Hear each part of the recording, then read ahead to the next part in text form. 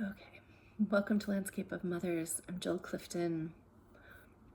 I want to kind of maybe offer us like a little more of a distance with the inner mother.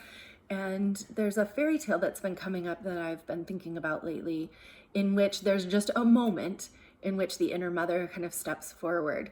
And I want to kind of pull that apart a little bit. And the story is Hansel and Gretel. And so you probably know the story, the gist of it being that their parents take them out in the woods and abandon them because they can't feed them.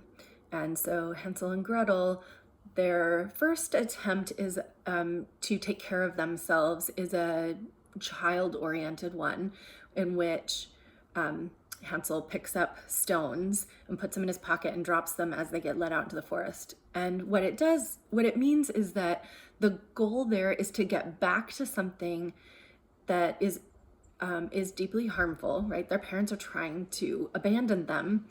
And his solution is to go back into that situation. And it's also very idealized, right? There's some childlike hope that something's going to be different when they get back.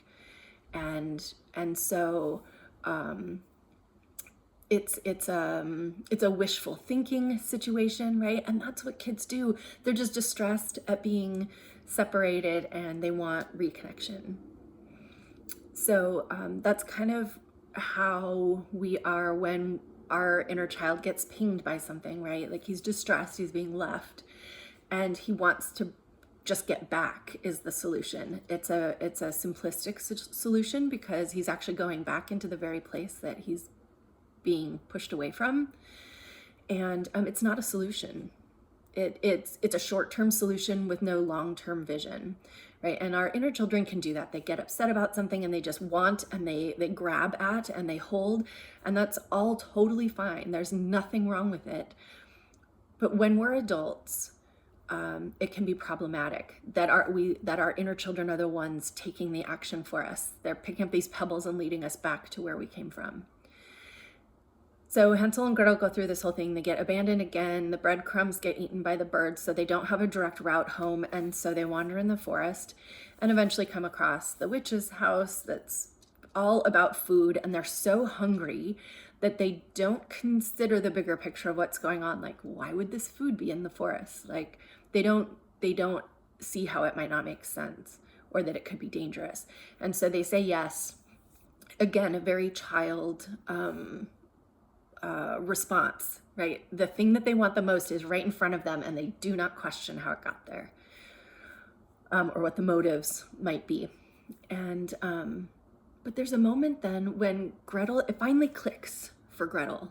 This woman is trying to kill us. She's fattening up Hansel to eat him, and she knows she needs to do something else. And she pushes the witch into the oven and burns her up, and it's brutal sounding at face value. And it turns out the witch has all these treasures and they're able to take them home. But that moment that Gretel's like, oh, I get it. I see what's happening here. This is dangerous and I need to make a plan. That is her inner mother. All of a sudden, that woman in her grew up, realized the extent of the situation and the danger that they were in, and had to plot a brutal but direct, aggressive, fortified, no questions asked kind of approach, right? And I'm not suggesting that we just need to be hard-assed about everything that we do going forward. That is not necessarily made out of our inner mother. That could also be an inner child part. But what I'm saying is that Gretel made a plan and she executed a plan, and it freed her and Hansel from the situation that they were in.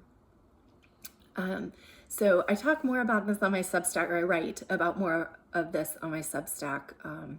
And so you can look there if you want further information. It's Substack Landscape of Mothers. And yeah, it's just really interesting that difference. And so I think it just illustrates so well that difference between the inner child in Hansel and Gretel making decisions about how to deal with the situation and why they didn't work, and that this moment that Gretel really picks up the ability to be less emotional, but way more cognizant of the whole situation that they're in. That's the moment that solidifies her inner mother, and her inner mother is able to take action to protect them.